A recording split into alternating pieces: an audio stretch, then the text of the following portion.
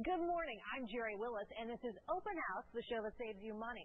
Coming up, what you should do right now that will add major value to your home and not cost you an arm and a leg. And one new idea that could protect your money. But first, what if you could buy a better credit score? Well, the answer is you can. It's called piggybacking. People with really great credit are granting access to their good numbers for a price. Is it too good to be true? Listen to this. Filippo Estruch works as a mortgage broker, and he wanted to become a real estate investor, buying homes in this Florida neighborhood where he lives. But his credit wasn't good enough. I had a couple of things I was dealing with that were bringing my scores down. Estruch claims identity theft and too many credit inquiries made him unable to get the mortgage he wanted. A friend told him about a company that might be able to help. Here's how it works. A client with poor credit contacts Instant Credit Builders and pays them a fee, starting at $900 for their services. ICB gives part of the money, an average of $150, to a cooperating person who has good credit, a credit card or a line of credit that has been open for a long time, with a history of on-time payment. The person with good credit adds the person with poor credit as an authorized user on the account.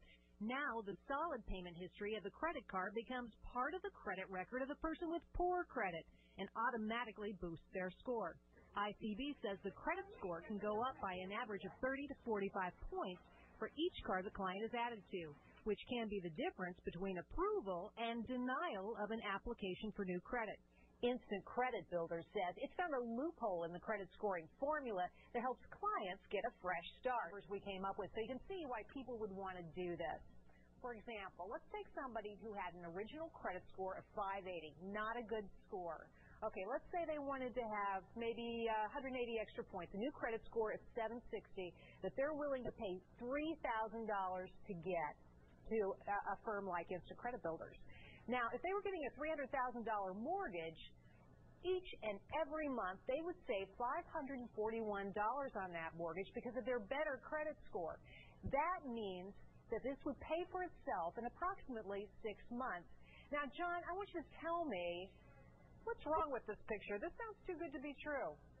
Well, it sounds too good to be true because we're finally able to throw the American people a rope to help them climb out of the hole, basically the hole that they were thrown into, through terrible practices like subprime lending, predatory lending practices. When we look at the facts, there's 250,000 homes that are in pre-foreclosure right now in our country. This is literally a disaster on the scale of Katrina. All right, John, so you're saying that your program will actually help people out, will help them get the credit that they need and deserve. Boy, Bob, I bet you've got some objections. I see a couple problems here, Jerry. The first problem I see is that these people are buying credit scores. And historically, we always underwrite files based on that person's ability to make payments on car loans, student loans, mortgages, and credit cards. If they're buying a credit score, how are we really to know that they have the ability to make the mortgage payment? Secondly... Well, wait a minute. Let's take these one at a time. John, jump in here. So what's the, come on. I mean, the bankers don't know what they're dealing with. It's a black box for them. People are buying scores. They don't know if they're good risks or poor risks. But see, this is nothing new. It's been under the umbrella of creative financing for decades now. What do you mean? People have been adding people as authorized users. Mainly it was head mortgage lending professionals that would help clients get into their homes. Or John, mom and dad did it for the kids. So what do you say to that, Bob, that, come on, this kind of practice has been going on for a while? Well, mom and dad helping the kids or a spouse or helping a significant other is one story in itself. These are people who are buying other people's credit card history, and they may not even know that borrower. They have no relationship with that particular person. That person is doing it for the money, and the person who is trying to help his credit score is trying to help something that he hasn't paid on time. And if credit isn't paid because of medical, marital, or job loss, that's one thing that we understand. But going out and buying a credit score and having underwriters look at that credit score that's not there, I think, is a potential problem, increasing the problem that we've already seen in subprime. So, John, you got to tell me here, is there any risk that somebody's going to steal my identity, whether I'm the person buying the credit score or the one selling it?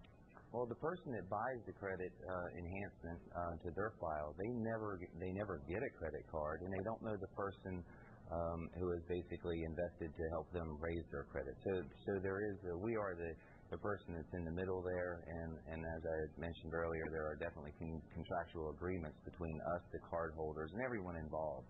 And everyone is on the same page there, and it's a business, and just like you would use your credit card at any business. Is there a risk to the person who's buying the credit?